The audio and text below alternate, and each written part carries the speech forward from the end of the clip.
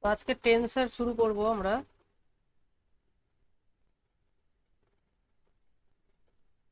তো দেখো, তো আমাদেরকে কি কি জানতে হবে টেন্সারের। টেন্সারটা এই বই থেকে পড়লে আমার মনে হয় অনেকটা ভালো, বেটার। এই যে সোয়ামস অন, যেটা আছে আউটলাইন, এটা থেকে পড়লে অনেক বেটার বুঝতে হবে। ঠিক আছে, এক্সাম্পল গুলো খুব এখানে ভালো আছে। শুরুটা এখান থেকে করা যেতে পারে।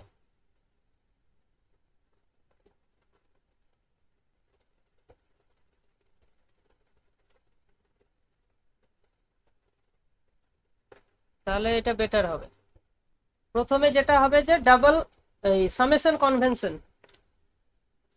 ঠিক আছে, যেটা প্রথম দরকার সেটা হচ্ছে সামেশন কনভেনশন। তো সেইটা কি? সেটা হচ্ছে এই যে দেখো, সামেশন কনভেনশন, এটা হচ্ছে আইনস্টাইনের দেওয়া।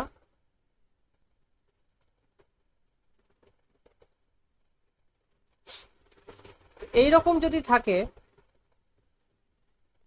এ আই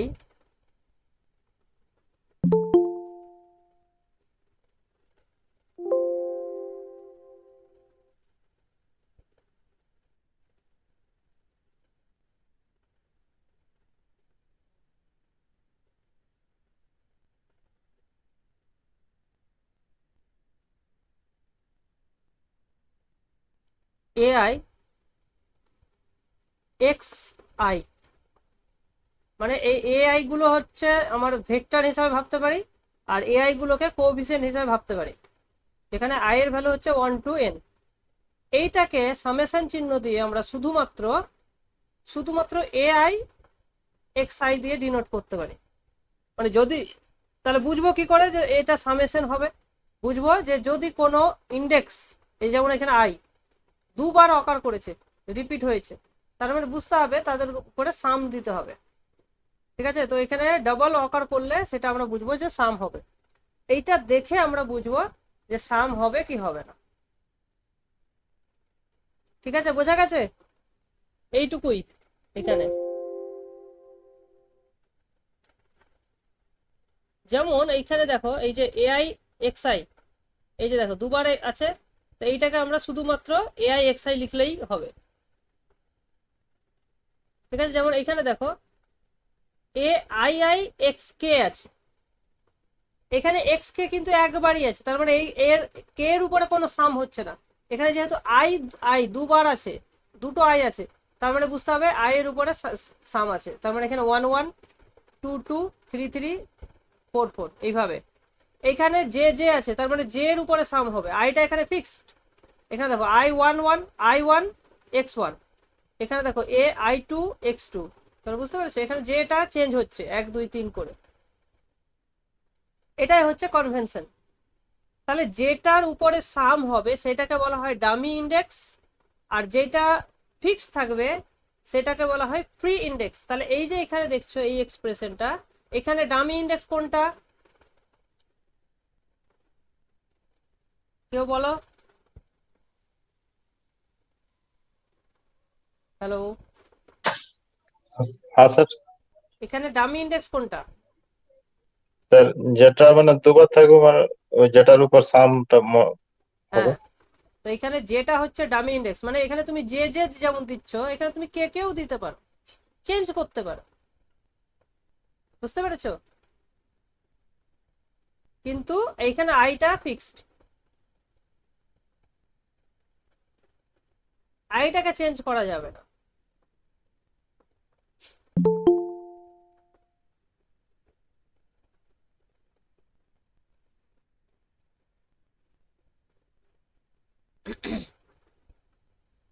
এই হলো ব্যাপার।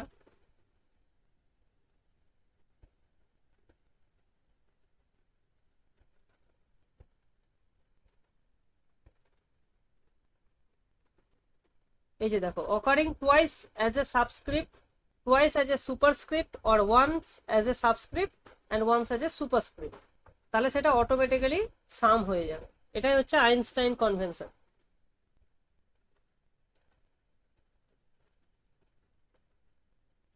আর এখানে কি বলেছে দেখো, any free index in an expression shall have the same range as summation indexes unless stated otherwise.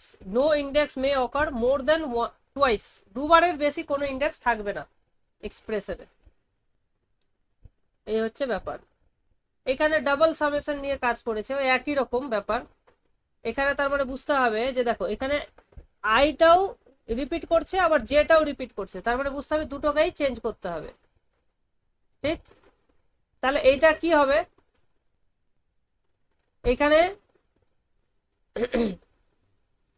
দেখো এটা সামড ওভার আই করা হয়েছে, তাহলে দেখো শুধুমাত্র আইটাকে যদি তুমি চেঞ্জ করো, যেটাকে ফিক্সড রাখো, তাহলে এই যে দেখো তার মানে এইটাও কিন্তু একটা সাম, এটাও একটা সাম, প্রত্যেকটাই আলাদা আলাদা কিন্তু সাম।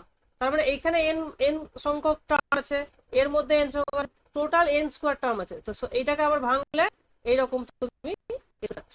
তাহলে এখানে যদি দুবার রিপিট করে তাহলে এইরকম এন স্কোয়ার সংখ্যক টার্ম পাচ্ছ। এটা ভালো করে বুঝতে পেরেছো? একটা লাইনেই কিন্তু আমি চেঞ্জ করছি না, মানে এরকম নয় যে তুমি আইটাকে ওয়ান করলে আবার যেটাকে ওয়ান একসঙ্গে, তারপরে আই যে দুটোকেই টু টু করে নিলে, সেই রকম কিন্তু নয়। অ্যাট এ টাইম একটা করে চেঞ্জ হবে, একসঙ্গে তুমি দুটো চেঞ্জ করছো না। বলো বুঝতে পেরেছো? স্যার আরেকবার রিপিট করুন। হ্যাঁ, এটা আমি দেখাচ্ছি তোমাদের।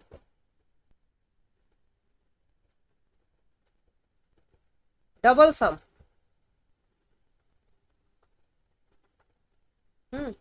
আমি ধরে নিলাম এন এর ভ্যালু এখানে 3, যাতে আমার লিখতে সুবিধা হয়। এ আই, এক্সপ্রেশনটা কি ছিল, এ i j x i x J, ঠিক আছে? এ i j x i x J. তো এইটাকে আমরা কি করতে হবে, দেখো এখানে জেটাও রিপিট হচ্ছে আইটাও রিপিট হচ্ছে, তাহলে আমরা যেটা করব প্রথমে আইটাকে বা জেটাকে যে কোনো একটাকে চেঞ্জ করব, আর একটাকে ফিক্সড রাখবো। তাহলে যদি আমি আইটাকে চেঞ্জ করি তাহলে কি হবে, এটা 1 জে এক্স 1 এক্স জে হলো এটা। এবার আই এর ভ্যালু আমি 2 করব, তাহলে এটা হয়ে যাবে 2 জে এক্স 2 জে হলো। এবারে 3 J A 3 J x 3 x J, দাঁড়া এটা হবে এক্স জে, তাহলে হয়ে গেল। এবার দেখো এই টার্মটার মধ্যে দেখো যে দুবার অকার করেছে, তার মানে এইটাও কিন্তু সাম হবে, ঠিক আছে? তাহলে এইটাকে আমি খুললে, জট খুললে এরকম দাঁড়াবে 1 1 x1 x1 plus a1 2 x1 x2 হলো a1 3 x1 x3, বোঝা গেল? তাহলে এই টার্মটা ভেঙে এই তিনটা টার্ম আসলো। আবার এইটাকে যদি আমি ভাঙি, ওখান থেকে আবার তিনটা টার্ম আসবে, তাহলে 2 1 x2 x1 হলো। তারপরে a2 2 x2 x2 a2 3 x2 x3, তাহলে এবার 3 1 3 2 x3 x2, তারপরে x3 3 x3 x3। তাহলে দেখো টোটাল কটা নয়, 9টা টার্ম আসলো, মানে এন এর জায়গায় এন স্কোয়ার খানা টার্ম আসবে।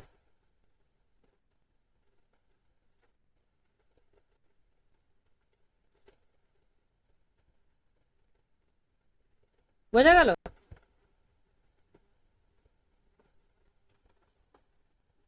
এই হচ্ছে গল্প।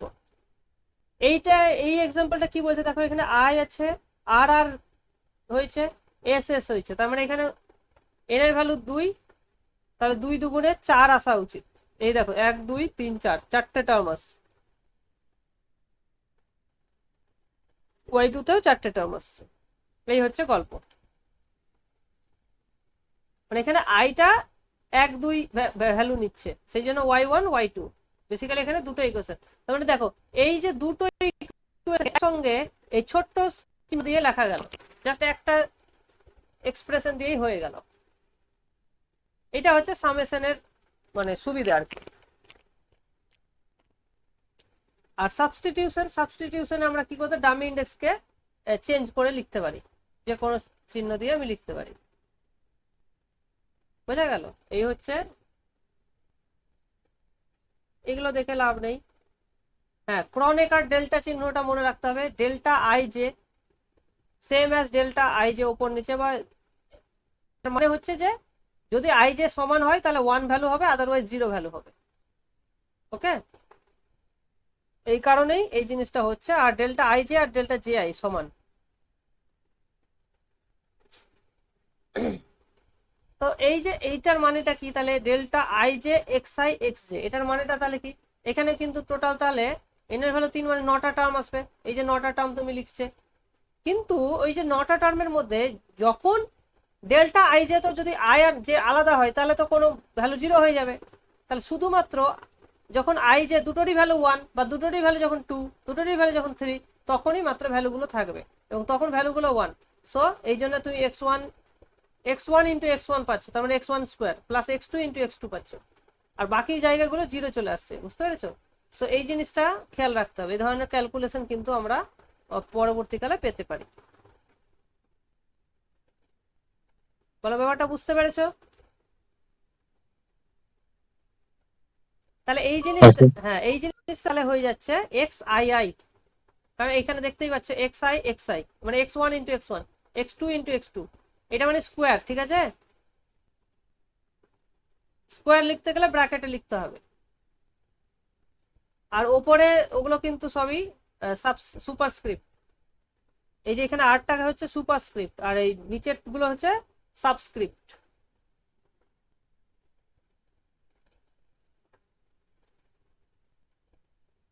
তো এইটা, এই সামেশন চিহ্ন নিয়ে তোমাদেরকে ক্যালকুলেশন গুলো প্র্যাকটিস করতে হবে, নাহলে কিন্তু ভুল হয়ে যাবে। এইখানে দেখো, এইটা একটা caution, a i j into x i plus x y j, এইটাকে তুমি এইভাবে কিন্তু সেপারেট করতে পারো না, কারণ এটা অ্যাকচুয়ালি সাম আছে, তো এর মধ্যে তো সাম লুকিয়ে আছে, তাই না? ওটা দেখে মনে হচ্ছে একটা, কিন্তু অ্যাকচুয়ালি সাম লুকিয়ে আছে।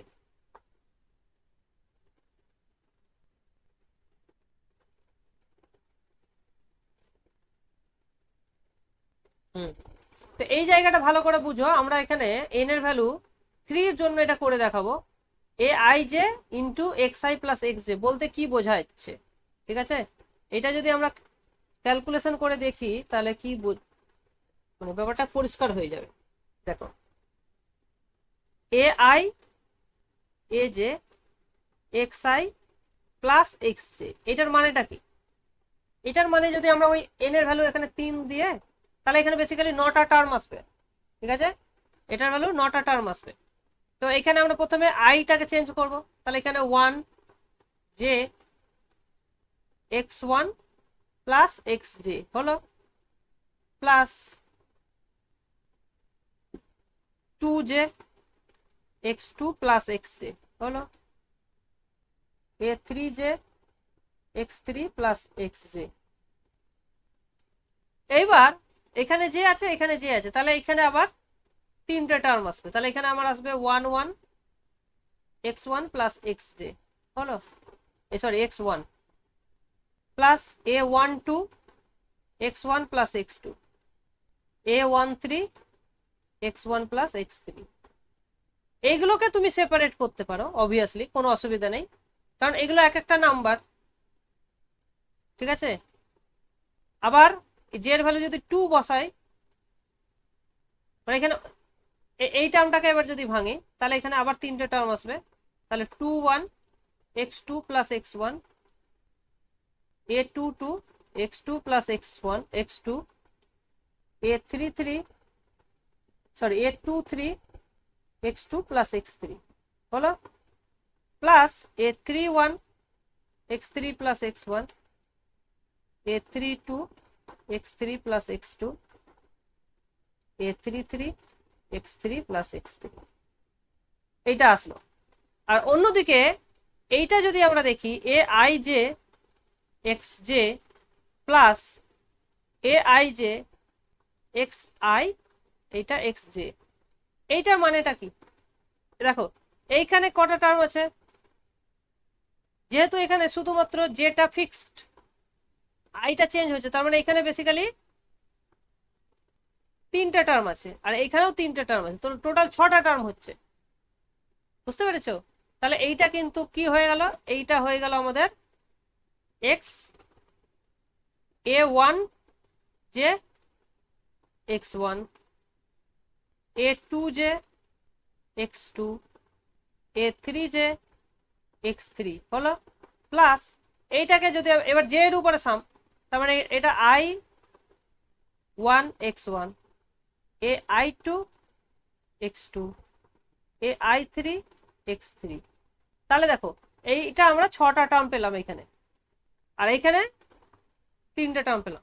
তাহলে এখানে কিন্তু আই আর জে কিন্তু থেকেই গেল, এখানে কিন্তু আই আর জেটা আলাদা করে হলো না, গেল না আর কি।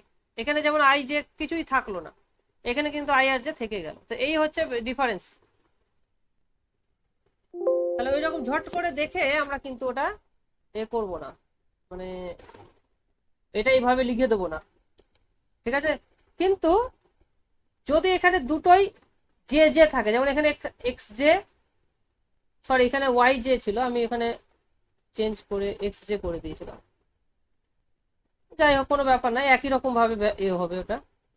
হ্যাঁ, এখানে যদি এক্স জে ওয়াই জে থাকে, তাহলে তাহলে ওটাকে কিন্তু সেপারেট তুমি করতে পারবে, ঠিক আছে? সেম থাকলে সেপারেট তুমি করতে পারছো। আর যদি প্রোডাক্ট আকারে থাকে এক্স আই ওয়াই জে, তাহলেও কিন্তু এটা চেঞ্জ করা যাচ্ছে না, এটাকে মানে করা যাচ্ছে, ওয়াই জে আর এক্স জে এক্স আই আলাদা করে কমিউট করা যাচ্ছে আর কি, ঠিক আছে? আর এখানে আই জে, এখানে জে আই থাকলে এটা 2 টাইমস এ আই জে হয়ে যাচ্ছে। এটাকে ভেঙে দেখলে ব্যাপারটা তুমি ক্লিয়ার হয়ে যাবে।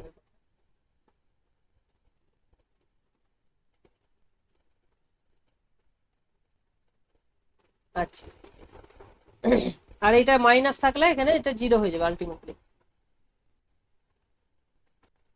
তাহলে এই জিনিসগুলো এবার তোমাকে প্র্যাকটিস করতে হবে, এই যে এগুলোকে সামেসের নোটেশন দিয়ে লিখলে কি হবে, হ্যাঁ, তারপরে এই যে এটাকে এক্সপ্রেশনটাকে ভাঙলে কি হবে, এই জিনিসগুলো প্র্যাকটিস করতে হবে তোমাদেরকে। আর প্র্যাকটিস না করলে এই চ্যাপ্টারটা খুব ডিফিকাল্ট মনে হবে, ঠিক আছে? কিন্তু খুব ডিফিকাল্ট নয়, প্রথম দিকে প্র্যাকটিস ঠিকঠাক করলে সহজই মনে হবে। তাহলে এইটাকে 3টে ইকুয়েশন একটা ইকুয়েশনে তুমি লিখতে পারবে, ঠিক আছে?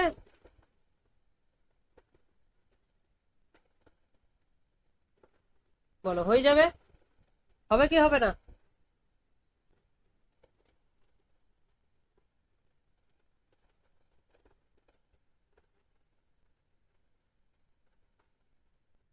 আচ্ছা, এগুলো আবার ডবল এর উপরে মানে অঙ্ক আছে, সাবস্টিটিউশন ক্রোনেকার ডেল্টা দিয়ে। এইটার ভ্যালু সবসময় কি হয়, ক্রোনেকার ডেল্টা দিয়ে লেখা যায়, মানে এক্স, আমরা যদি দুটো ভেরিয়েবল থাকে না, ডাবল ভেরিয়েবলের ফাংশন এক্স আর ওয়াই দিয়ে থাকে, তো ডেল এক্স ডেল ওয়াইটাকে আমরা কি করি, 0 করে দিই, আর ডেল এক্সটাকে 1 করে দিই, ডেল ওয়াইটাকে 1 করে দিই।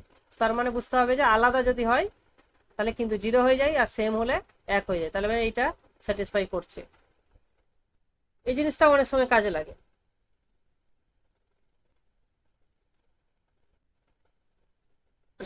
বলো ঠিক আছে, এইটুকু বলো।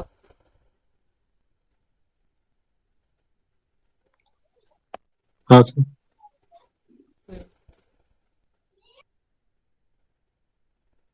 আচ্ছা, ম্যাট্রিক্স রোটেশন তো তোমরা ইজিলি বুঝতে পারবে, এখানে কিছু বোঝার নেই, এটি ঠিক আছে, এগুলো ঠিক আছে, এটি সহজ আছে। মেন হচ্ছে আমাদের ওই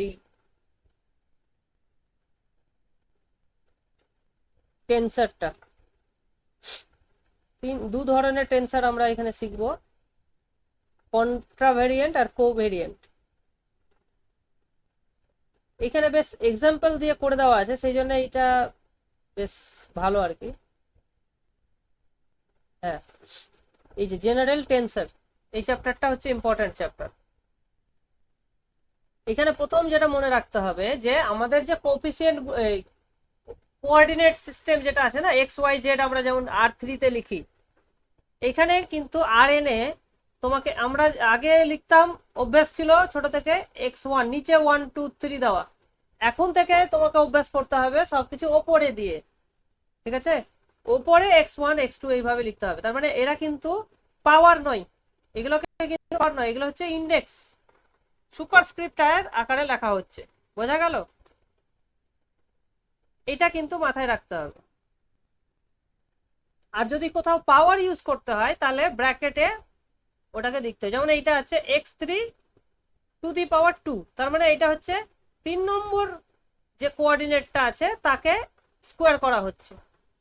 কথাটা বুঝতে পারছি? এইটার মানে 3 নম্বরটাকে স্কোয়ার করা হচ্ছে। তো স্কোয়ার করতে গেলে তোমাকে তখন ব্র্যাকেট ইউজ করতে হবে। ওকে, তার মানে এইটা মাথায় রাখতে হবে যে এগুলো কিন্তু নয়, আর পাওয়ার করতে গেলে ব্র্যাকেট ইউজ করতে হবে। আচ্ছা, coordinates in Rn are called rectangular, also rectangular Cartesian or Cartesian coordinate, ঠিক আছে? if they are patterned after the usual orthogonal coordinate system। আমাদের যে অর্থোগোনাল কোঅর্ডিনেট সিস্টেম আছে, অর্থোগোনাল মানে হচ্ছে যে যেটা ইউজুয়াল আমরা ইউজ করি, হুম, তো সেই ক্ষেত্রে আমরা রেক্টাঙ্গুলার কোঅর্ডিনেট ইউজ হচ্ছে।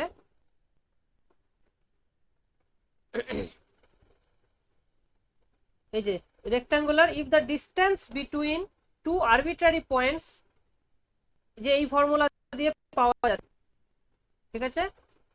দুটো রেক্টাঙ্গুলার হলে এই ফর্মুলা দিয়ে আমাদের যখন পাওয়া যাচ্ছে, মানে যে ইউজুয়াল যে ডিস্টেন্স আমরা জানি সেইটা দিয়ে যদি পাওয়া যায় তাহলে সেটাকে আমরা বলি রেক্টাঙ্গুলার সিস্টেম, ঠিক আছে? আর suppose that in some region of Rn two coordinate systems are defined, মানে একই জিনিসে দু রকমের কোঅর্ডিনেট সিস্টেম ডিফাইন করা যেতেই পারে, তাই না? আর তাদের মধ্যে একটা পারস্পরিক সম্পর্ক থাকে, মানে যেহেতু তুমি একটা জিনিসকে যদি একটা কোঅর্ডিনেট সিস্টেমে লেখো তাহলে অন্য কোঅর্ডিনেট সিস্টেমেও লেখা যাবে, তারপর চেঞ্জ করা যাচ্ছে, এই যে চেঞ্জটাকে বলা হচ্ছে ট্রান্সফর্ম।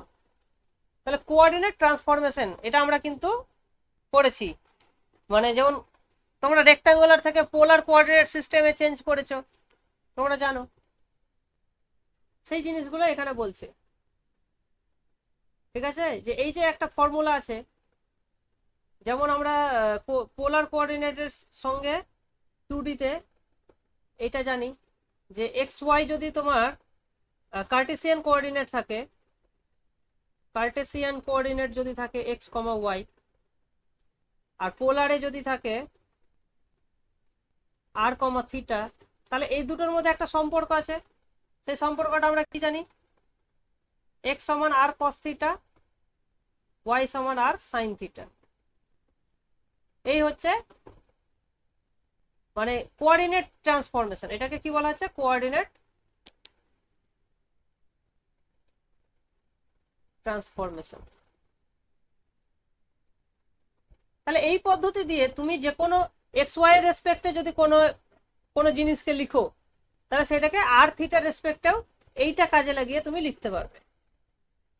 আবার উল্টোটা r is equals to root over x square plus y square, আর theta is equals to tan inverse y by x, এইভাবে তুমি আর থিটার ভ্যালুটাও কিন্তু পেয়ে যাচ্ছ, ঠিক আছে?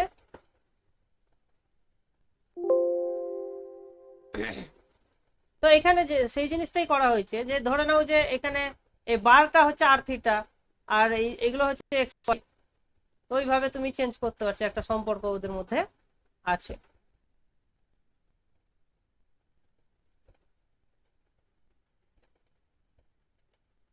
এই যে এখানে যেটা দিয়েছে।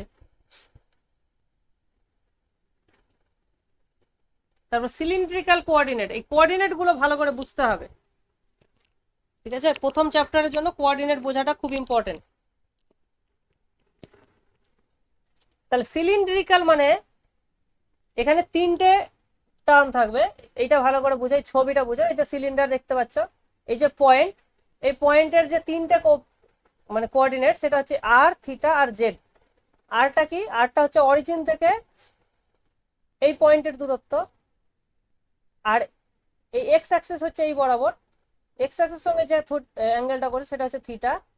তাহলে এই কিউ পয়েন্টটা যে নিচে হয়ে যাচ্ছে তোমার এক্স কস থিটা, না আর কস থিটা কমা আর সাইন থিটা, এই কিউ পয়েন্টের কোঅর্ডিনেট হয়ে যাচ্ছে।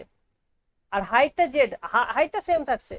সো এক্স সমান সমান আর কস থিটা, ওয়াই সমান সমান আর সাইন থিটা, আর জেডটা জেডই থাকছে। সো দু ক্ষেত্রেই কিন্তু জেড ইউজ করছে। এটা হয়ে গেল সিলিন্ড্রিক্যাল কোঅর্ডিনেট সিস্টেম। আর একটা সিস্টেম হয় যেটা হচ্ছে স্ফেরিক্যাল। এইটা হচ্ছে স্ফেরিক্যালের ব্যাপার। স্ফেরিক্যালের তিনটে কোঅর্ডিনেট হচ্ছে রো, রোটা হচ্ছে এই অরিজিন থেকে পি এর ডিস্টেন্স রো। আর একটা হচ্ছে ফাই অ্যাঙ্গেল। ফাই অ্যাঙ্গেলটা কি? ফাই অ্যাঙ্গেলটা হচ্ছে জেড অ্যাক্সিসের সঙ্গে এই রোটার, মানে এই যে পজিশন ভেক্টরের সঙ্গে যে অ্যাঙ্গেলটা করছে সেটা হচ্ছে ফাই। তাহলে তোমরা আমাকে বলতে পারবে যে ফাই এর ভ্যালু কি কি হতে পারে? ফাই এর ভ্যালু কি থেকে কি কত দূর অবধি হতে পারে?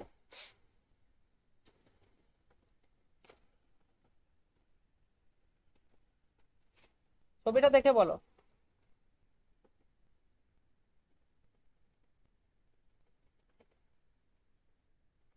সঞ্চারী,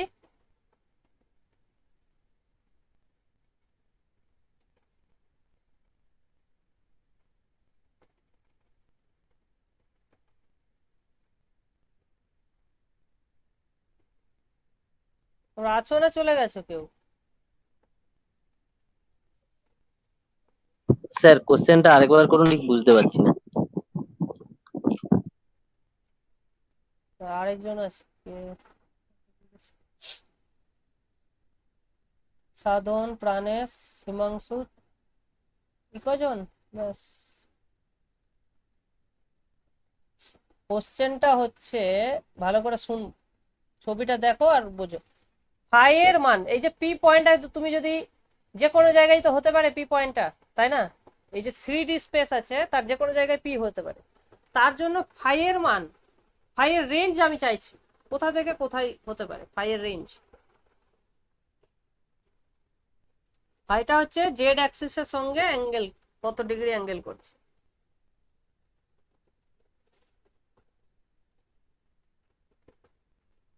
স্যার π/2 থেকে, হুম, π/2 থেকে পাই। পাই কি করে হবে? কখন পাই হবে?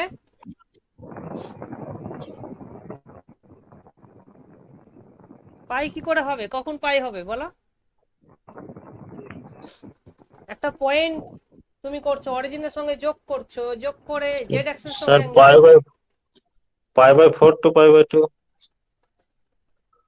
π/4, π/4 এর থেকে কম হতে পারে না? আচ্ছা, পয়েন্টটা যদি এক্স অ্যাক্সিসের উপরে থাকে তাহলে ফাই এর মান কত হবে? Point x axis π/4। পয়েন্টটা যদি এক্স অ্যাক্সিসের উপরে থাকে তাহলে ফাই এর মান কত হবে?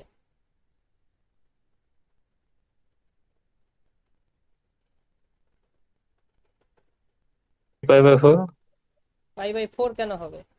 না, 3 ইন্টু π/4। আরে জেড অ্যাক্সিসের সঙ্গে অরিজিন থেকে ওইটা যোগ করে যেটা লাইন দুটো পাচ্ছ তাদের মধ্যেকার অ্যাঙ্গেল, ছবিটা কি তুমি বুঝতে পারছো না?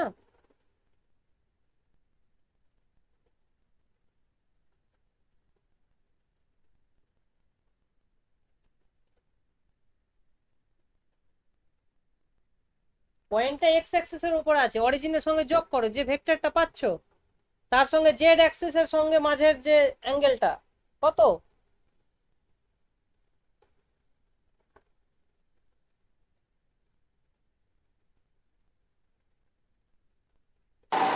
স্যার π/2। কে বললো এটা? চন্দন? হ্যালো। হ্যাঁ, হিমাংশু বলছো? হ্যাঁ স্যার। আচ্ছা, π/2, হ্যাঁ একদম π/2ই তো হচ্ছে, তো পরিষ্কার বোঝা যাচ্ছে। এই পয়েন্টে যদি এইখানে থাকে তাহলে এই অ্যাঙ্গেলটা কত, এই কোণটাই জানতে চাইছে, তাই না? তো বুঝতে পারছো না? এইটা হচ্ছে এক্স অ্যাক্সিস, এইটা ধরো ওয়াই অ্যাক্সিস, এইটা হচ্ছে জেড অ্যাক্সিস, ঠিক? পয়েন্টটা যদি এইখানে থাকে তাহলে আমার অ্যাঙ্গেলটা কোনটা হবে? এইখান থেকে কোথায় গেল, এইখান থেকে এই অ্যাঙ্গেলটা কত ডিগ্রি? এক্স অ্যাক্সিসের সঙ্গে জেড অ্যাক্সিসের অ্যাঙ্গেল কত ডিগ্রি হয়?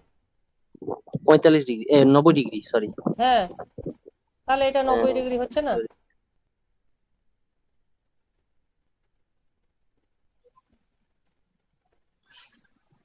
আচ্ছা, এবার যদি পয়েন্টটা তোমার নিচের দিকে থাকে, ঠিক আছে, পয়েন্টটা যদি নিচের দিকে থাকে সাপোজ, তাহলে অ্যাঙ্গেলটা কি হবে? সেক্ষেত্রে আমরা নেগেটিভ অ্যাঙ্গেল নিয়ে নেবো, মানে মাইনাস জেড এর সঙ্গে যদি এইরকম জায়গায় থাকে তাহলে আমাকে এইরকম অ্যাঙ্গেল নিতে হবে, তাহলে নিচের দিকে থাকলে তখন মাইনাসে অ্যাঙ্গেলটা নিতে হবে, বুঝতে পেরেছো? উপরের দিকে থাকলে প্লাস। তার মানে দেখো, যদি এই যে এক্স ওয়াই প্লেনটা, তাহলে ওপরের দিকে একটা এরিয়া পাচ্ছ, নিচের দিকে একটা এরিয়া পাচ্ছ, বুঝতে পেরেছো?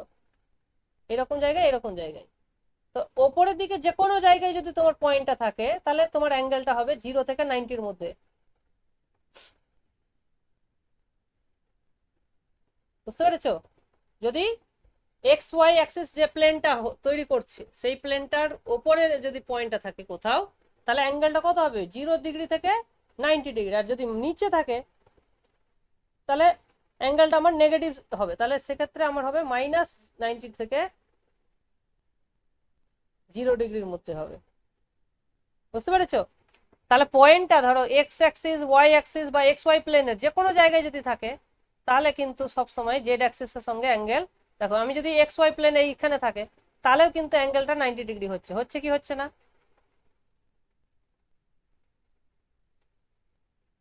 বুঝতে পারছো ছবিটা? হ্যাঁ, বুঝতে পেরেছি। মানে পয়েন্টটা যদি এক্স ওয়াই প্লেনের যে কোনো জায়গায় থাকে তাহলে জেড অ্যাক্সিসের সঙ্গে অ্যাঙ্গেল হবে 90 ডিগ্রি। বলো ক্লিয়ার কি ক্লিয়ার না?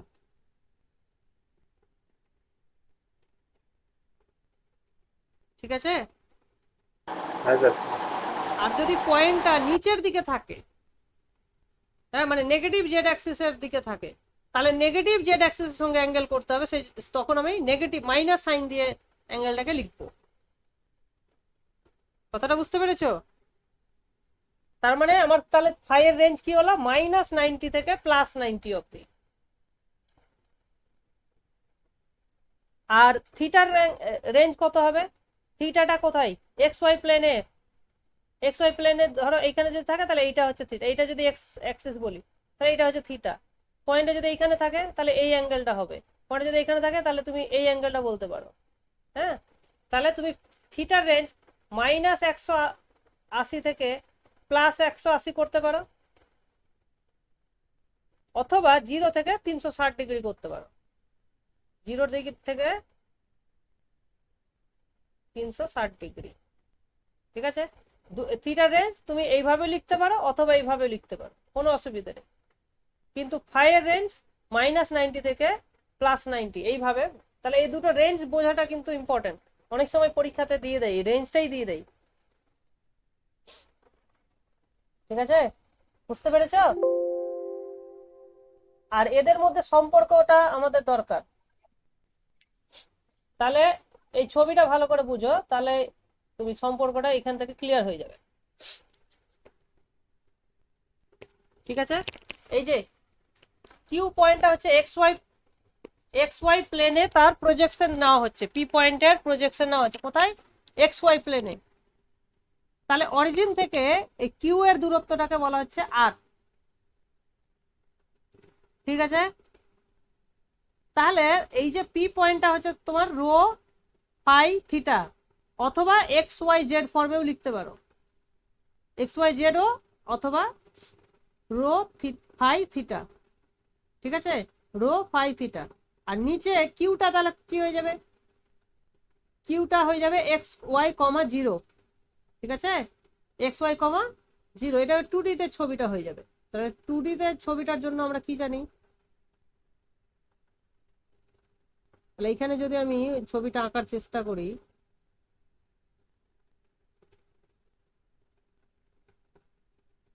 এটা হচ্ছে জেড অ্যাক্সিস, এটা হচ্ছে এক্স অ্যাক্সিস, এটা হচ্ছে ওয়াই অ্যাক্সিস। ওকে, এইখানে কোথাও একটা ওপরের দিকে পয়েন্টটা আছে, এই পয়েন্টটাকে যদি তুমি প্রজেকশন করো,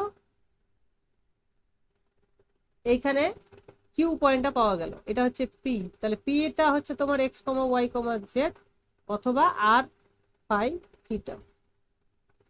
ঠিক আছে, আর এই যে এই প্লেন বরাবর এইটা হয়ে গেল আর। আর এক্স অ্যাক্সিসের সঙ্গে যে অ্যাঙ্গেলটা করা হচ্ছে সেটা হচ্ছে তোমার থিটা, আর এইটার সঙ্গে এটা হচ্ছে ফাই। বুঝতে পেরেছো ছবিটা?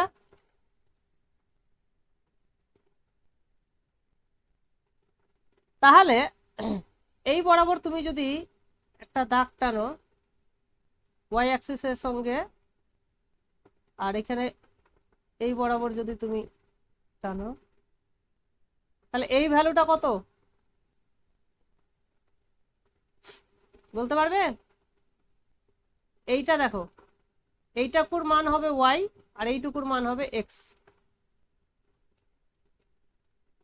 Yes or no? তাহলে এইটা এই, হ্যাঁ স্যার। হ্যাঁ এই যে তাহলে ছবিটা, হ্যাঁ কিউ এর পয়েন্টটা কত হবে স্যার? এক্স, এক্স ওয়াই আর এক্স ওয়াই নাকি zero, zero? Sorry x y. কারণ এটা তো আর ওপরে উঠছে না কোনো। আর এটাকে যদি তুমি পোলার কোঅর্ডিনেটে লিখো, তাহলে এটা হয়ে যাবে আর কস থিটা কমা আর সাইন থিটা কমা জিরো। ঠিক আছে, আর এইটা হচ্ছে তোমার রো, এটুকু বোঝা গেল। আর এই বরাবর তুমি যদি একটা টেনে দাও, এই বরাবর, তার মানে জেড অ্যাক্সিস থেকে তার দূরত্ব, সেটা বেসিক্যালি এই এই আর এর সঙ্গে সমান হয়ে যাবে, তাই না? এটাও কিন্তু আরই হয়ে যাবে।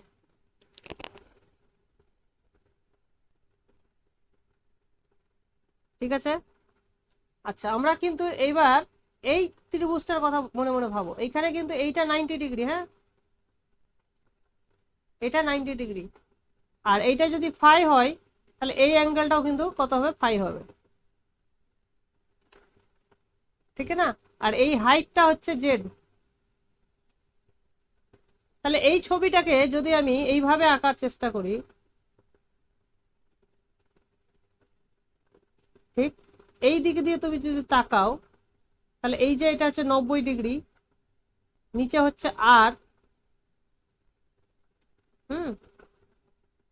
তাহলে একটা হয়ে যাবে আর, আর উপরে হয়ে যাবে জেড।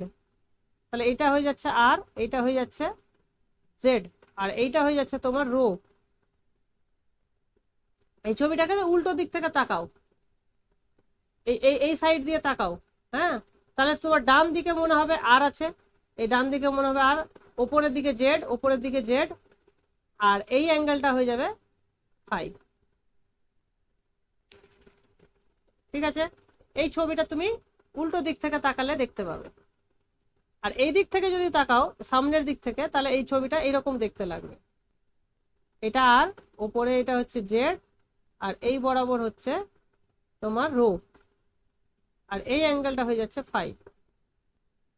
ঠিক আছে, আর এইটা হয়ে যাচ্ছে তোমার আর। তো দুটো ত্রিভুজ যে কোনো একটা ইউজ করো, এখান থেকে তুমি কি লিখতে পারবে,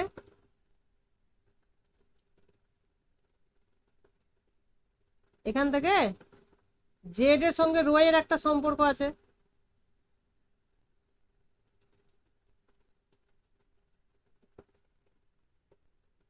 তাহলে এইটা রেসপেক্টে এইটা হচ্ছে লম্ব, ঠিক। তাহলে r is equals to rho sine phi, r is equal to rho sine phi হয়ে যাচ্ছে, ঠিক। আর এইদিকে জেডটা হয়ে যাচ্ছে রো কস ফাই, ঠিক। এটুকু বোঝা যাচ্ছে।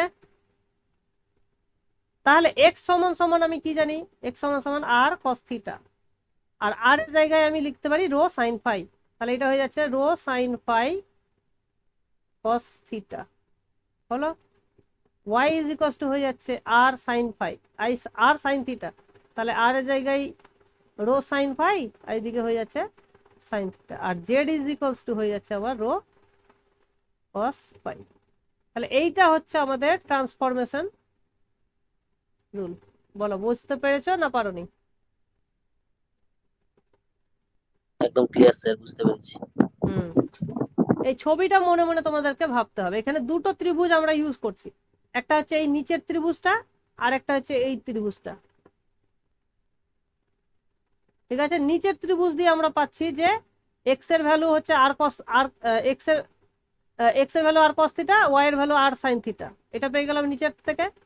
আর এই ত্রিভুজ থেকে পেয়ে গেলাম r equals to rho sine phi, হ্যাঁ, আর z equals to rho cos phi, এটা পেয়ে গেলাম।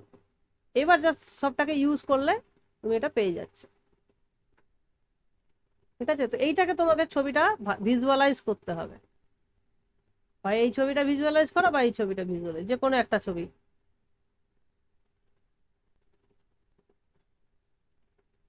ওকে,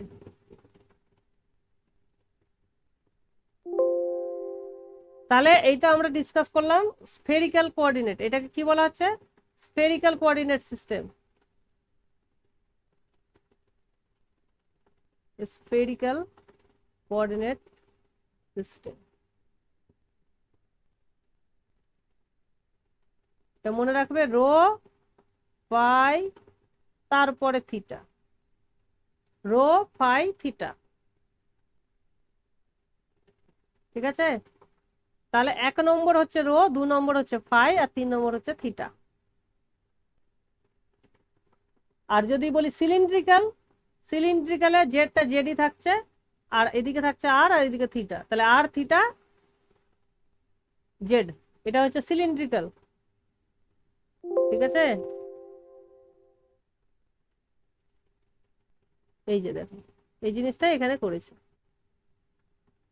আচ্ছা, জ্যাকোবিয়ান কাকে বলে এটা নিশ্চয়ই তোমরা জানো, যে পার্সিয়াল ডেরিভেটিভ গুলো ইউজ করে তোমার যে ম্যাট্রিক্সটা তৈরি হয় তার ডিটারমিনেন্ট করতে হয়, মানে মানে ম্যাট্রিক্সটাকে জ্যাকোবিয়ান বলা হচ্ছে। এইটাকেই অ্যাকচুয়ালি সেভারেল ভেরিয়েবলে বলা হয় derivative of the matrix of the function,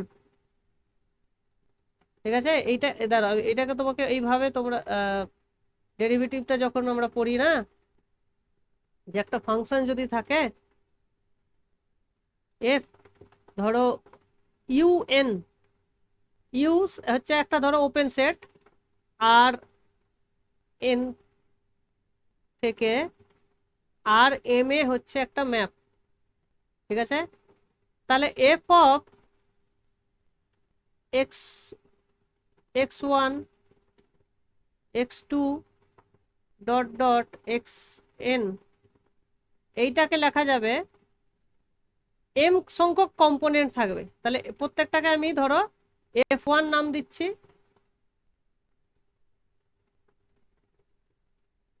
এটা একটা কম্পোনেন্ট। তারপর এটা ধরো F2, তারপরেরটা হচ্ছে এইভাবে Fn, Fm,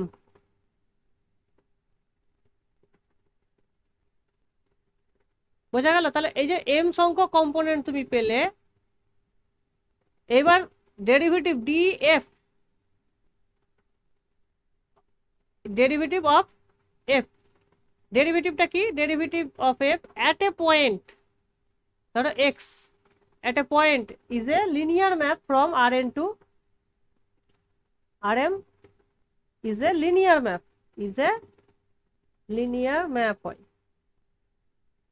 ঠিক আছে, তাহলে কোনো একটা পয়েন্টে এফ এর ডেরিভেটিভ কি হয়? একটা লিনিয়ার ম্যাপ হয়।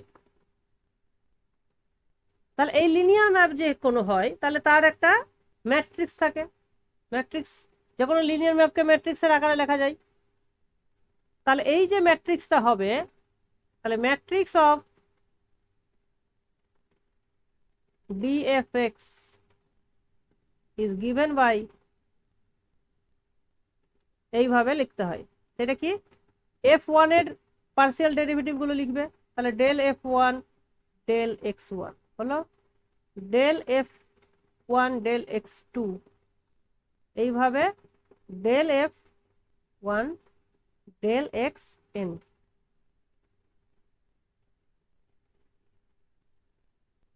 তারপরেরটা হচ্ছে del f2 del x1 del f2 del x2, এইভাবে ডেল f2 ডেল xn করতে করতে ডেল লাস্টে একদম del fm del x1 dot dot.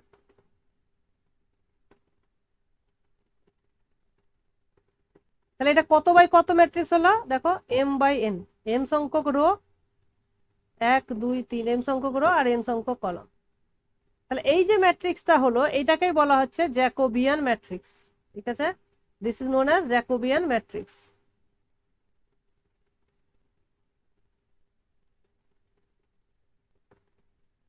ঠিক আছে, এটুকু বোঝা গেছে জ্যাকোবিয়ান ম্যাট্রিক্স। হ্যাঁ স্যার। হুম, তাহলে পার্সিয়াল ডেরিভেটিভ গুলো যদি এক্সিস্ট করে, তাহলেই কিন্তু ফাংশনটা ডিফারেন্সিয়েবল হয়ে যাচ্ছে, মানে ডিফারেন্স ডেরিভেটিভটা তাহলে এক্সিস্ট করে যাচ্ছে ওই পয়েন্টে।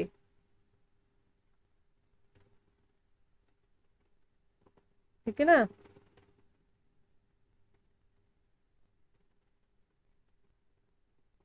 কিন্তু পার্সিয়াল ডেরিভেটিভ গুলোকে কন্টিনিউয়াস হতে হয়, তবে মানে এটা ঠিকঠাক হবে, মিনিংফুল হবে।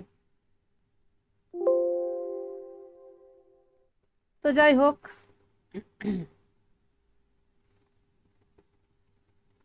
তাহলে জ্যাকোবিয়ান ম্যাট্রিক্সটা তাহলে ব্যাপারটা বোঝা গেল।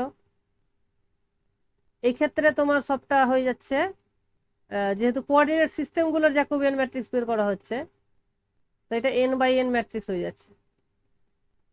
ঠিক আছে, এর যে ডিটারমিনেন্ট হয় সেটাকে বলা হচ্ছে জ্যাকোবিয়ান ডিটারমিনেন্ট। এর ডিটারমিনেন্টটাকে কি বলা হচ্ছে? জ্যাকোবিয়ান, শুধু জ্যাকোবিয়ানও বলতে পারো বা জ্যাকোবিয়ান ডিটারমিনেন্টও বলতে পারো। ডেড যে এইটা যদি মানে ডিটারমিনেন্টটা যদি নন জিরো হয়, তার মানে ম্যাট্রিক্সটা যদি ইনভার্টিবল হয়, সেক্ষেত্রে বলা যাবে যে একটা কোঅর্ডিনেট থেকে আর একটা কোঅর্ডিনেটে ট্রান্সফর্ম করা যাবে। হ্যাঁ, তো এইখানে একটা কোঅর্ডিনেট সিস্টেম নিয়েছে, ধরো x1 x1 x1 into x2, আর এখানে হচ্ছে x2 এর স্কোয়ার।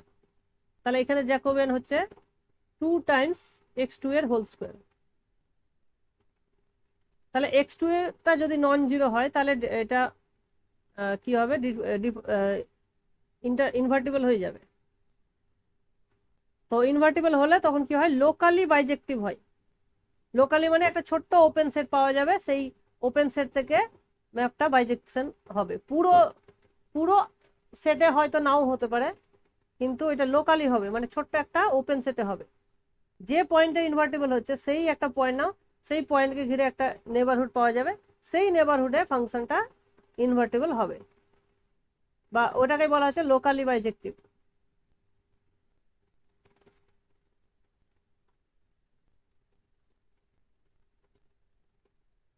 তাহলে মোটামুটি এই ব্যাপারগুলো বোঝা গেছে। এইবার টেন্সারের ব্যাপারটা বুঝতে হবে, ফার্স্ট অর্ডার টেন্সার। এইবার এই জায়গাটা মেন ইম্পর্টেন্ট। তাহলে আমাদের বইটা দেখে নিই কি কি বলেছে। তাহলে ট্রান্সফরমেশন অফ কোঅর্ডিনেটস, এইখানে কিছু নেই। এই জিনিসগুলোই আলোচনা করা হলো। ওই জিনিসগুলোই একদম আলোচনা করেছে, সামেশন কনভেনশন হয়ে গেছে। এইগুলো তোমরা ট্রাই করে দেখতে পারো।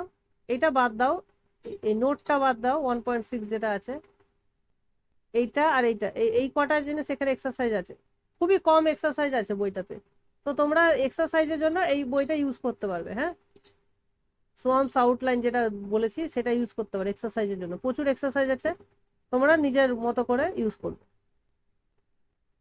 এবার হচ্ছে কন্ট্রাভেরিয়েন্ট ভেক্টর আর কোভেরিয়েন্ট ভেক্টর। এইটা ভালো করে এই বই থেকেই পড়বে, সোয়ামস আউটলাইন থেকে।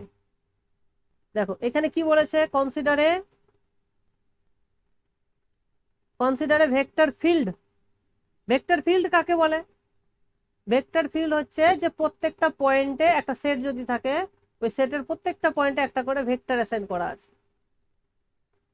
ঠিক আছে, যেমন ধরো তুমি মোটরসাইকেল নিয়ে যাত্রা করছো, কোথাও গেলে, তাহলে যে পথ দিয়ে তুমি গেলে প্রত্যেকটা পয়েন্টে তোমার একটা মোটরসাইকেলের একটা ভেলোসিটি আছে, রাইট? প্রত্যেকটা পয়েন্টে ভেলোসিটি আছে, মানে যে পথ দিয়ে তুমি গিয়েছো। ঠিক আছে, আর ভেলোসিটি মানে কি, তার একটা ডিরেকশন আছে, তার একটা ম্যাগনিটিউড আছে। তো এই যে ম্যাপটা, মানে তোমার যে পথের থেকে সেট অফ অল ভেক্টরসে একটা ম্যাপ হলো তৈরি, ইচ পয়েন্টে একটা করে ভেক্টর অ্যাসাইন করা আছে। তো এই জিনিসটাকে বলা হচ্ছে vector field.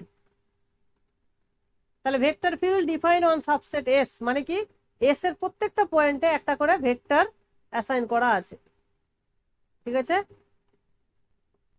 This is the meaning vector ফিল্ডের।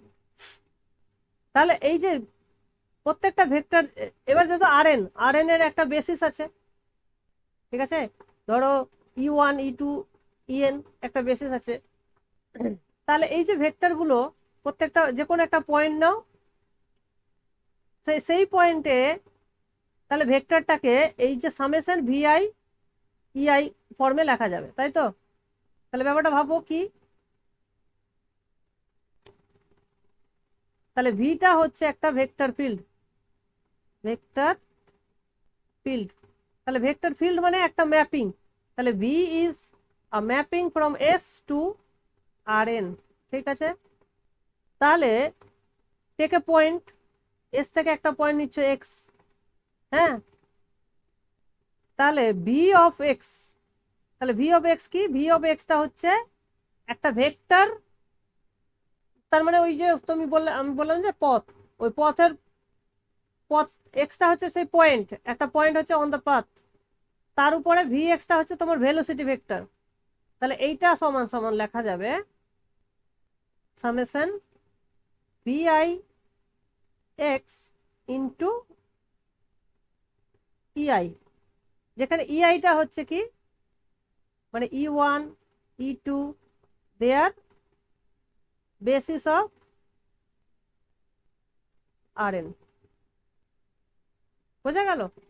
তাহলে এই যে কম্পোনেন্ট গুলো আমরা পেলাম, দিস আর কল্ড কম্পোনেন্টস। ওকে, এই কম্পোনেন্টের কথাটাই এখানে বলা হয়েছে। কথাটা বুঝতে পারছো? এই যে VIX বলা হয়েছে, এটা হচ্ছে স্কেলার ফিল্ড। হ্যাঁ, মানে এরা তো অ্যাকচুয়ালি স্কেলার রাশি না VI গুলো, তাহলে ওরা কম্পোনেন্ট গুলো একসঙ্গে মিলে একটা ভেক্টর তৈরি করছে। কিন্তু একটা আয়ের জন্য, ফিক্সড আয়ের জন্য VIX টা কি হচ্ছে, একটা স্কেলার রাশি হয়ে যাচ্ছে, রিয়েল ভ্যালুড ফাংশন হয়ে যাচ্ছে। এইবার তুমি যদি কোঅর্ডিনেটটা চেঞ্জ করো, তোমার কোঅর্ডিনেট চেঞ্জ করলে এই কম্পোনেন্ট গুলো কি হয়ে যেতে পারে, চেঞ্জ হয়ে যেতে পারে। ঠিক আছে, তো এখানে যেটা বলা হয়েছে যে ধরে নাও n components expressible as n real valued functions, মানে এই কম্পোনেন্ট গুলোকেই অ্যাকচুয়ালি T1 T2 Tn নাম দেওয়া হয়েছে ইন xi কোঅর্ডিনেট। মানে কোঅর্ডিনেট চেঞ্জ করলে তো তোমার ফাংশন গুলো চেঞ্জ হয়ে যেতে পারে। তাহলে এইগুলো হচ্ছে তোমার xi কোঅর্ডিনেটে, R x bar i কোঅর্ডিনেটে ওগুলোকে এইভাবে লেখা হচ্ছে। তাহলে এদের মধ্যে একটা ট্রান্সফরমেশন রুল থাকবে। ঠিক আছে, মানে একটা থেকে আরেকটা বের করার একটা রুল থাকবে। সেই রুলটা যদি এইরকম হয় যে টি আই বার মানে টি bar i is equals two টি আর, এইটা খেয়াল রাখবে। এখানে বারটা যদি উপরে থাকে আর নন বারটা যদি নিচে থাকে, ঠিক আছে, তাহলে আমি এখানে বারটাকে বের করছি আর বারটা যদি উপরে থাকে তাহলে এটাকে কন্ট্রা ভেরিয়েন্ট ভেক্টর বলা হবে। এইটাই মাথায় রাখতে হবে আমাদেরকে, ঠিক আছে, এই ডেফিনেশনটাই মাথায় রাখতে হবে যে ট্রান্সফরমেশন রুলটা, তাহলে t bar i is equals to contra variant.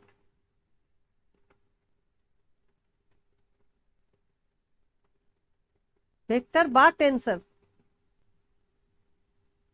আমরা যেহেতু 1 ডিগ্রির 1 অর্ডারের করলে সেটা ভেক্টরও বলতে পারো, সেটাকে টেন্সরও বলতে পারো, দে আর বেসিক্যালি ভেক্টর। তো এইটাকে যদি এই ফর্মে লেখা যায় টি আর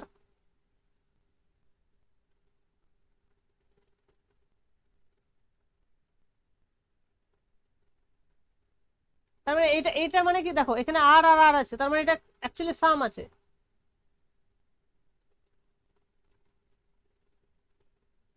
ঠিক আছে, যেখানে আর এর ভ্যালু 1 to n। তাহলে এইভাবে যদি লেখা যায় তাহলে বলা হবে যে এই ভেক্টর ফিল্ডটা হচ্ছে কন্ট্রাভেরিয়েন্ট ভেক্টর ফিল্ড। ঠিক আছে, অথবা কম্পোনেন্টস গুলোকে বলা হবে কন্ট্রাভেরিয়েন্ট টেন্সর বা কন্ট্রাভেরিয়েন্ট ভেক্টরও বলতে পারো, কারণ 1 ডিগ্রি অর্ডার 1 হলে সেটাকে ভেক্টরও বলতে পারো। ঠিক আছে, এই হচ্ছে ব্যাপার। বলো, ইজ দ্যাট ক্লিয়ার? ক্লিয়ার হচ্ছে ব্যাপারগুলো না হচ্ছে না? কোনো কনফিউশন থাকলে বলে ফেলো।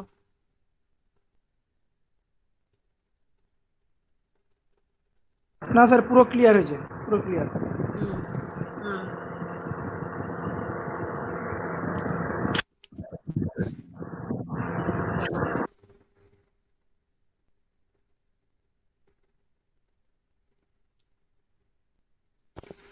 এইবার কি করা হয়েছে, একটা এক্সাম্পল দিয়েছি, এক্সাম্পলটা ভালো করে বুঝতে হবে যে একটা কার্ভ দেওয়া হয়েছে।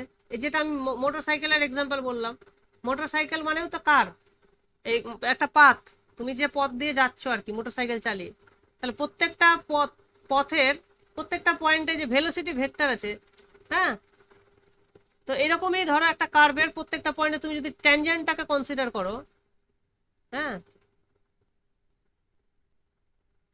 ধরো একটা কার্ভ আছে, কার্ভ ইন R2 মানে প্লেনে, এই হচ্ছে প্লেন, এরকম ধরো এটা পাথ। তো এই পাথটাকে আমরা কিভাবে এক্সপ্রেস করতে পারি, পাথকে আমরা কিভাবে এক্সপ্রেস করতে পারি? পাথ হচ্ছে একটা হচ্ছে AB বা 0 থেকে 0,1 থেকে একটা ম্যাপ, মানে সেট S, ঠিক আছে, t t goes to x, t y, t, এইভাবেই তো আমরা একটা প্যারামেট্রিক ফর্মে কার্ভকে লিখি। Yes or no?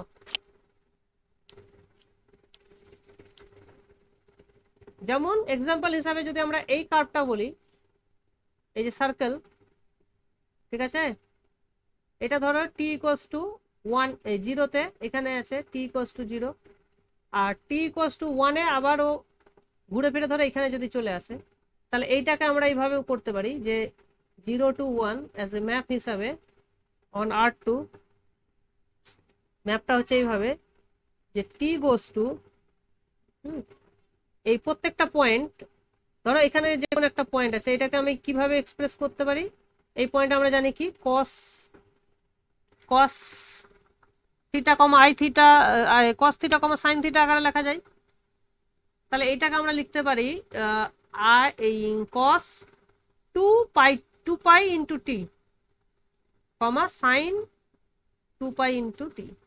তাহলে এটা হয়ে যাচ্ছে তোমার কস 2 পাই টি কমা সাইন 2 পাই টি।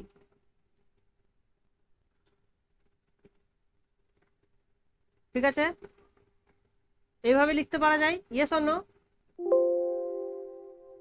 স্যার এই cos 2π ঠিক বুঝতে পারলাম না। বলেন একটু। cos 2πt বুঝতে পারলে না? এই যে ভাবো, এই ত্রিভুজ, এই বৃত্তটা তুমি যে ভাবছো, এখানে আমি 4টে পয়েন্ট দিচ্ছি, হ্যাঁ 4টে পয়েন্ট। এই পয়েন্টটাকে আমরা কিভাবে লিখি? 1,0। এটাকে আমি লিখতে পারি, আচ্ছা এটাকে আমি 0,1, এটাকে লিখতে পারি 0,-1,0। এইটা হয়ে যাচ্ছে 0,-1। এইটাকে আমি এইভাবে লিখতে পারি cos 0 sin 0, yes or no? এইটাকে আমি লিখতে পারি cos π/2 sin π/2। এটাকে লিখতে পারি cos π sin π। হুম। এটাকে লিখতে পারি cos 3π/2 sin 3π/2 লেখা যায়। এই পয়েন্টটাকে আবার আমি ঘুরে cos 2π sin 2π লিখতে পারি। এটুকু বোঝা গেছে? হ্যাঁ স্যার। তার মানে এখানে দেখো 0 থেকে গেল π/2, π/2 থেকে পাই, মানে π/2 আবার বাড়লো, আবার π/2 যোগ হলো, এই করে করে যাচ্ছে। তার মানে এইটাকে আমি, হুম, এইটাকে ভাবো 2π এর সঙ্গে কত গুণ হয়েছে? 0 2π এর সঙ্গে কত গুণ হয়েছে? 0 স্যার। না, পাই বাই 5/4 পাই বাই না 1/4। 4 2π সঙ্গে 1/4, সরি, হ্যাঁ হুম, হ্যাঁ স্যার। 1/4 গুণ হয়েছে। এখানে 2π এর সঙ্গে হাফ গুণ হয়েছে, হুম। এখানে 2π এর সঙ্গে 3/4 গুণ হয়েছে, আর এখানে 1 গুণ হয়েছে। হুম। তার মানে টি এর মান যদি আমি 0 থেকে 1 পর্যন্ত ভ্যারি করছি, তাহলে আমার এখানে 2π এর সঙ্গে টি মাল্টিপ্লাই হয়েছে। তাহলে যে কোনো পয়েন্ট, ধরো টি টাইমে মানে 0 থেকে 1 এর মধ্যে যে টি টাইমটা হচ্ছে, তাহলে পয়েন্টটা কোথায় যাবে? cos 2πt into sin 2πt, cos 2πt কমা sin 2πt হলো। টি এর মান যদি তুমি হাফ বসাও তাহলে দেখবে এইখানে পৌঁছাবে, এই হাফ বসালে এইখানে পৌঁছে যাবে, 1/4 এইখানে পৌঁছাবে, হাফ এইখানে, 3/4 এখানে, আবার 1 বসালে এখানে ঘুরে আবার এখানে চলে আসবে। ওইভাবে আমি লিখলাম। বলো ঠিক আছে। বুঝে গেছে এবার? হ্যাঁ হ্যাঁ স্যার। তাহলে আমি কি করছি, তাহলে প্যারামেট্রিক ফর্মে এক্সটাকে লিখছি cos 2πt, ওয়াইটাকে লিখছি sin 2πt। তাহলে এই যে হলো, দিস রিপ্রেজেন্টস এ সার্কেল।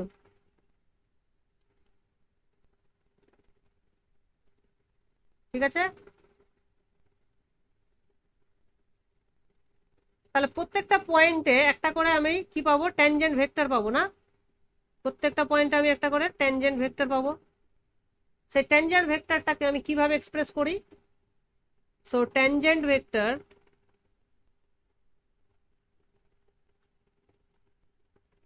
এই এই এই টাইপের কনসেপ্ট পড়ার জন্য আমাদের যে বইটা তোমরা পড়তে পারো, খুব সুন্দর বই, তোমাদেরকে আমি পাঠিয়ে রাখি বইটা।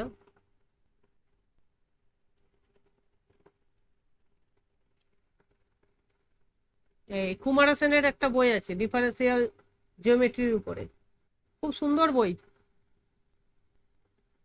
ওই বইটাতে এই এই ধরনের কনসেপ্ট খুব সুন্দর করে পড়া আছে।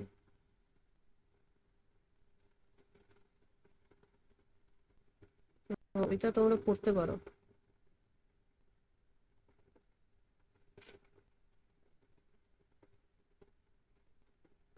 ডিফারেন্সিয়াল জিওমেট্রি অনেক বই।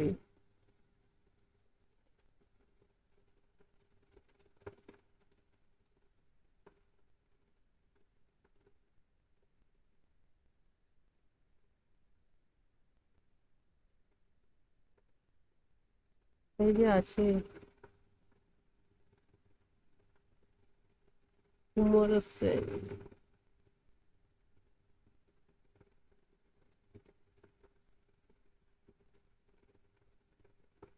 হ্যাঁ এইটা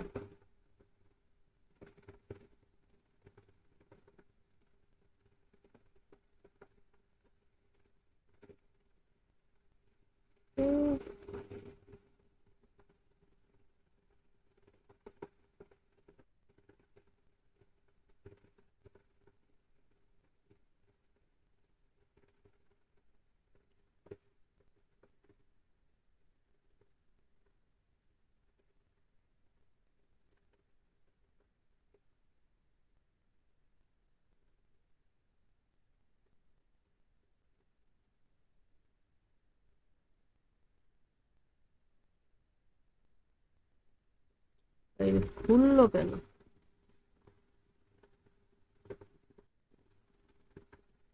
হ্যাঁ এটাই তো।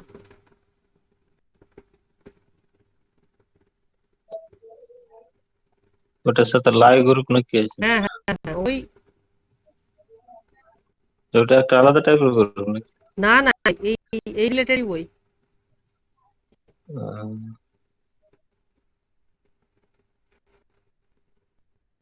এই যে দেখো, course in differential geometry and lie groups.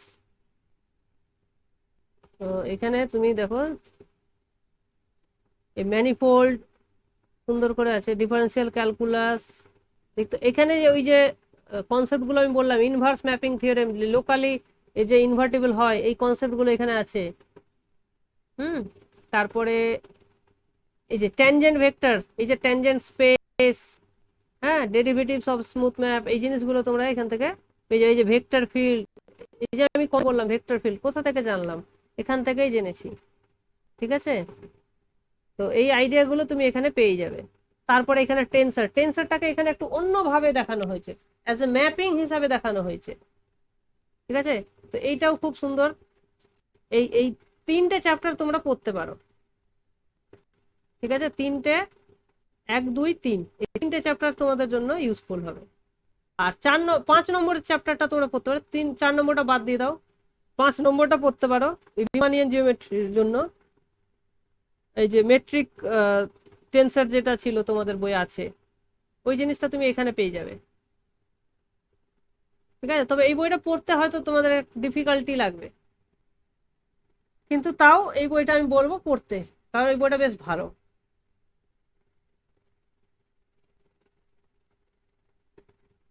আচ্ছা যাই হোক, তাহলে আমরা ট্যানজেন্ট ভেক্টর বলতে আমরা বুঝছি যে ওদের ডেরিভেটিভ, টি এর রেসপেক্টেড ডেরিভেটিভ। যদি এটা কসের টি এর রেসপেক্টেড ডেরিভেটিভ করলে কি হবে, -2π ইন্টু সাইন 2πt। তাহলে তাহলে ট্যানজেন্ট হয়ে যাবে -2π সাইন 2πt, 2π cos 2πt। এইটা হয়ে যাবে ট্যানজেন্ট ভেক্টর। ঠিক আছে, this is known as tangent vector at a point. তো এই জিনিসটাই আমরা এখানে দেখছি, তোমাদের যে এই যে এখানে আলোচনা করা হয়েছে। তাহলে এই যে xi হচ্ছে টি এর একটা ফাংশন, যেটাকে আমরা বলছিলাম যে cos 2πt, তাহলে সেটা একটা ফাংশন। তো তাহলে এটাই হচ্ছে ধরো x1 মানে cos 2πt, x2 টা হচ্ছে তোমার sin 2πt। বুঝতে পেরেছো? এইভাবে প্যারামেট্রিক্যালি তুমি এই কার্ভটাকে লিখতে পারছো। কথাটা বোঝা গেছে? আর এইটার যে ডেরিভেটিভ যেটা হলো, যেটা আমরা পেলাম প্রথমে -2π ইন্টু সাইন 2πt, তাহলে এইটাকে তো ডেরিভেটিভ করা হলো উইথ রেসপেক্ট টু টি, তাহলে সেইটাই হচ্ছে তোমার টি আই, সেটা হচ্ছে dxi dt। বোঝা গেল? এবার এই বুঝতে পারছো তোমরা নিশ্চয়, যে ডেরিভেটিভ করা হলো কম্পোনেন্ট ওয়াইজ ডেরিভেটিভ। তাহলে এইটাকেই বলা হচ্ছে এই যে ট্যানজেন্ট ভেক্টরের কম্পোনেন্ট। ঠিক আছে, তাহলে under a change of coordinates the same curve is given by, তাহলে তুমি যদি অন্য কোঅর্ডিনেট সিস্টেমে লিখো, হ্যাঁ, কার্ভটাকে, তাহলে তুমি এটা এটা যেটা আমরা লিখলাম যে cos 2πt, sin 2πt, এটা হচ্ছে কার্টেসিয়ান কোঅর্ডিনেটে লিখলাম। তুমি এটাকে পোলার ফর্মেও লিখতে পারতে। ঠিক আছে, পোলার ফর্মে লিখলে অন্য রকম দেখতে হতো, তাই না? পোলার ফর্মে সবসময় আর এর ভ্যালুটা 1 থাকতো, তারপর শুধু থিটাটা চেঞ্জ হতো, থিটাটার ভ্যালু হচ্ছে 2πt। ঠিক না? সো 1, 2πt হয়ে যেত পোলার কোঅর্ডিনেটে। তো এখানে x বার i, এটা ধরো আরেকটা ফাংশন অফ ওইগুলোরই তো ফাংশন হবে। তাহলে সেখানে ট্যানজেন্ট ভেক্টরটাকে আমরা এই ফর্মে লিখছি। তাহলে এদের মধ্যে যে চেঞ্জেসটা আসছে ট্রান্সফরমেশন করে, সেইটা আমরা কিভাবে লিখতে পারছি। তাহলে এইটা d x i dt d x, তাহলে এই চেঞ্জটা আমরা কিভাবে লিখতে পারি? তাহলে যেটা আসলো আমাদের d x bar i dt, এটাকে তুমি চেঞ্জ করে এইভাবে লিখতেই পারো, del x j d x j, উপরে যে হবে ডিটি, চেঞ্জ অফ ভেরিয়েবল, না চেন রুল আমরা অ্যাপ্লাই করতে পারি, এটা চেন রুল অ্যাপ্লাই করলাম, তাই না? দেখো একটা ফাংশন যদি থাকে, এফ যদি একটা ফাংশন থাকে এক্স কমা ওয়াই এর রেসপেক্টে, এটাকে তুমি যদি ইউ ভি তে চেঞ্জ করো, ইউ কমা ভি তে চেঞ্জ করো, তাহলে আমরা কি লিখতে পারি? ডেল এফ ডেল ইউ, এটাকে এইভাবে লিখতে পারি না, del f del x into del f del x, আর ওইদিকে এক্সটাকে না, ধরো আমি টি এর রেসপেক্টে করছি এটাকে, তাহলে del f del x into dx dt হয়ে যাবে, plus del f del y into d y dt. এই যে চেন রুল করা হচ্ছে, এইটাই এখানে করা হচ্ছে, ঠিক আছে? একই রকম ভাবে তুমি ইউ ভির আকারেও এটাকে লিখতে পারো। তো এই জিনিসটা করা হচ্ছে চেন রুল দিয়ে। তাহলে এইখানে দেখো, এইটাই হচ্ছে আমাদের টি বার আই, আর আর এইটা কি? এইটা হয়ে যাচ্ছে টি জে। তাহলে এখান থেকে আমরা লিখতে পাচ্ছি যে টি টাকে লিখতে পাচ্ছি টি জে, হ্যাঁ, del x bar i del x j. তাহলে এই দেখতে পাচ্ছ বারটা উপরে আছে, তার মানে এটা এটা কি ধরনের ভেক্টর হচ্ছে? এটা হচ্ছে কন্ট্রাভেরিয়েন্ট, ঠিক কিনা বলো? বুঝতে পেরেছো না পারোনি? হ্যাঁ স্যার, বুঝতে পেরেছি। ওকে,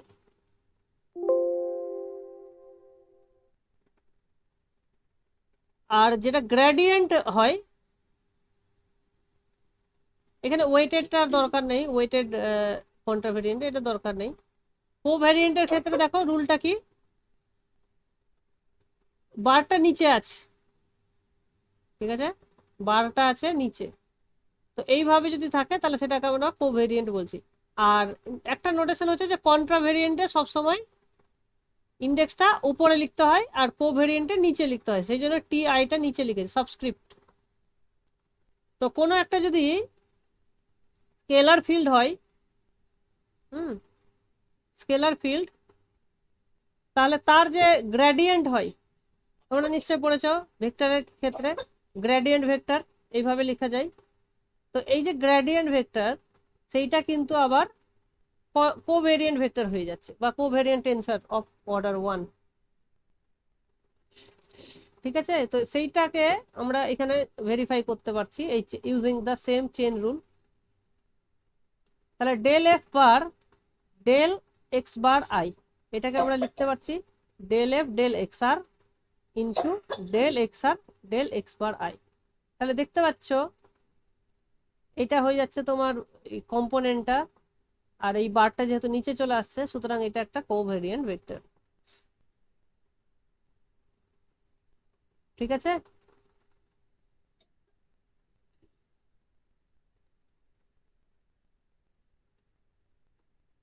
এইটা হয়ে গেল আমার কোভ্যারিয়েন্ট ভেক্টর।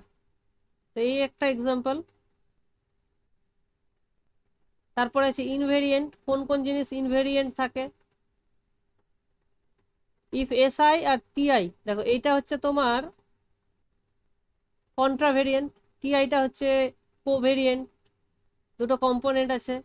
তো এদের যদি তুমি সাম নাও, এটা কি সাম, তাই না? যেহেতু আর আর আর আছে, মিল রিপিট করছে, তার মানে এটা সাম। এই সামটা তখন কি হয়ে যাবে? একটা ইনভেরিয়েন্ট হয়ে যাবে। এটা একটা থিওরেম আছে। এখানে প্রুফটা করেনি এটা, একটা এক্সাম্পল দিয়ে বুঝিয়েছে যে এটা কেন হয়। তারপরে হায়ার অর্ডার ক্ষেত্রে দেখো একই রকম ভাবে এটা এইটা এক অর্ডারটাও যদি তুমি বুঝে যাও তাহলে হায়ার অর্ডারটা বোঝা কোনো ডিফিকাল্ট নয়। ঠিক আছে, দেখো এখানে টি আই জে আছে, এখানে টি আর এস, দুটো বাড়ি কিন্তু এখানে উপরে আছে। আর সামটা কোথায় কার উপরে হচ্ছে? সামটা হচ্ছে দেখো নিচের গুলোর উপরে। ঠিক আছে, এখানে মেনলি দেখো এটা ওপরে আছে আর এটা নিচে আছে, তো সামটাকে ওপর নিচ করা হয়েছে এইটাই, এই জন্য ইন্ডেক্সটা ওপরে লেখা হচ্ছে। আর এইটা ফিক্স আছে, বারের গুলো এখানে ফিক্সড আছে। তো এইটা হচ্ছে কন্ট্রাভেরিয়েন্টের রুল। আর কোভেরিয়েন্টের উল্টোটা হয়ে যাচ্ছে, এটা নিচে আছে বলে এইটা উপরে আছে, সামটা তখন উপরে, ভ্যারিগুলো উপরের গুলো ভ্যারি করছে, নিচেরটা ফিক্সড।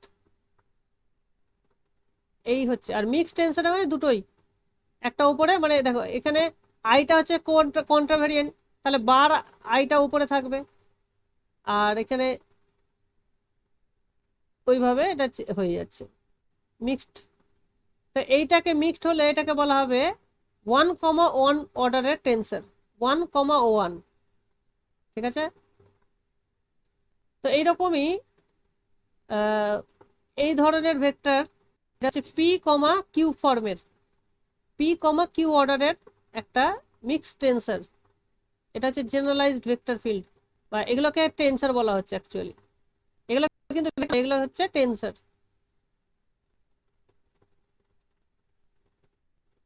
এইটি তোমাদেরকে বুঝতে হবে, আর এখানে এগুলো দরকার নেই। এবার তোমরা এই বইটা চলে আসতে পারো, এইটুকু বুঝে নাও, হ্যাঁ, তারপরে তোমরা তোমাদের বই থেকে কন্ট্রাভেরিয়েন্ট এটি হয়ে গেল বোঝা। তারপরে ইনভেরিয়েন্ট, তারপরে হায়ার অর্ডার, এটা বোঝা হয়ে গেল। তারপরে হচ্ছে অ্যালজেব্রা অফ টেন্সর। এই যে হ্যাঁ, এখানে বেশ কিছু জিনিস আছে, যেমন দুটো সেম অর্ডারের যদি টেন্সর থাকে তাদেরকে যোগ করা যায়, হ্যাঁ, যোগ বিয়োগ করা যায় দুটো সেম অর্ডারের হলে। আর স্কেলার দিয়ে গুণ করলে ওই সেম অর্ডারেরই টেন্সর থাকে, কোনো চেঞ্জ হয় না। আরেকটা আছে গুণ, গুণ করলে কি হয়, যদি একটা ধরো উপরের অর্ডার আর নিচের আছে, যদি গুণ করা হয় তাহলে ওটা কমে যায়, মানে কন্ট্রাকশন, এই জায়গাটা বুঝতে হবে, কন্ট্রাকশনটা তোমাদেরকে বুঝতে হবে। তাহলে এইটা দেখো, ধরো একটা পি কিউ অর্ডারের একটা হচ্ছে টেন্সর, তাহলে আমরা যদি লিখি যে A I1 I2 dot dot IP, আর এদিকে হচ্ছে J1 JQ, তাহলে এটা হচ্ছে পি কিউ অর্ডারের একটা টেন্সর। ঠিক আছে, তাহলে তুমি যদি এইরকম করো যে একটাকে সাম যদি নিয়ে নাও কোনো একটা ইন্ডেক্সের উপরে, উপর আর নিচটাকে যদি সেম করে নাও, এই যে দেখো, then the quantities obtained by replacing any upper index say im and any lower index say jn by the same index im performing summation over im। তার মানে এই রকম যদি করা হয় যে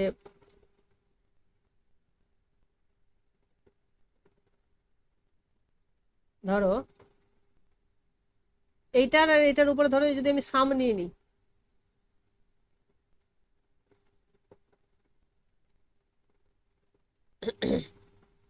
j equals to 1 to n, এটাও j করে নিলাম I2 ডট ডট আইপি, আর এখানেও j করে নিলাম, তারপরে হচ্ছে J2 JQ।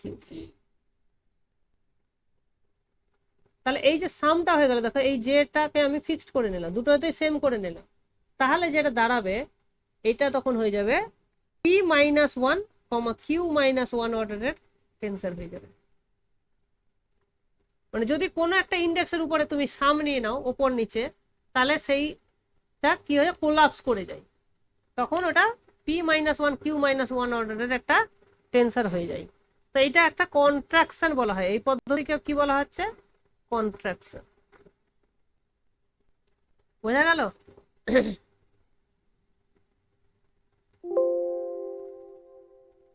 তো এটা হলো কন্ট্রাকশন।